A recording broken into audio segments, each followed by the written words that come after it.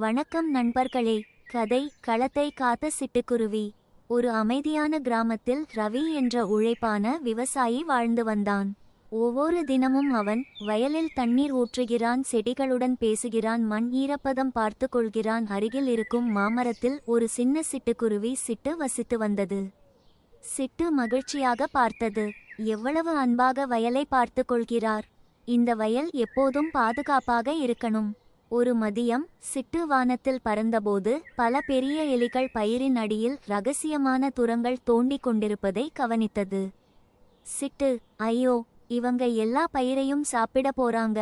சிட்டு உடனே ரவியிடம் பறந்து வந்து சொன்னது. சிட்டு, ரவி அண்ணா, எலிகள் மண்ணுக்கடியில் துரங்க தோண்டுது, பயிர் ஆபத்து. ஆனா ரவி சிரித்து கொண்டே சொன்னான். ரவி, அட பாப்பா, நீ தேவைக்கு மேல் பயப்படரே, ஒன்றும் ஆகாது. சிட்டு மனம் நொந்தது. ஆனால் அது கைவிடவில்லை. அந்த இரவு எலிகள் தங்கள் துரங்கங்களிலிருந்து வெளியே வந்து செடிகளின் வேர் கடித்தன, இலைகளை கிழித்தன, முளைகளை உதிர்த்தன. காலை பல செடிகள் வாடியிருந்தன. ரவி அதை கண்டு அதிர்ச்சியடைந்தான். ரவி, என் வயல், நான் எல்லாம் இழந்துடுவேன். அப்போது சிட்டு பறந்து வந்து மெதுவாக சொன்னது. சிட்டு, நான் சொன்னதே, ஆனா கவலைப்படாதீங்க, நான் உங்களுக்கு உதவேன். ரவி வெட்கப்பட்டான். சிட்டு தனது நண்பர்களை அழைத்தது. காகம், காக்கா, புறா, பப்பி, அணில், மீலி அவர்கள் ஒரு புத்திசாலித்தனமான திட்டம் போட்டனர்.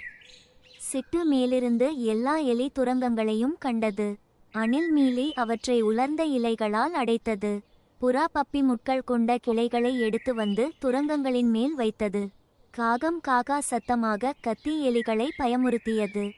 எலிகள் தங்கள் துரங்கங்களிலிருந்து பீதி கொண்டு ஓடிவிட்டன. அடுத்த நாள் காலை வயல் பாதுகாப்பாக இருந்தது. புதிய முளைகள் மீண்டும் வளரத் தொடங்கின. ரவி மகிழ்ச்சியில் கண்களில் நீர் வழிந்தார். ரவி, சிட்டு, என் வயலை காப்பாத்திட்டே. நீ சின்னதாச்சும் உன் இதயம் பெரியதுதான்.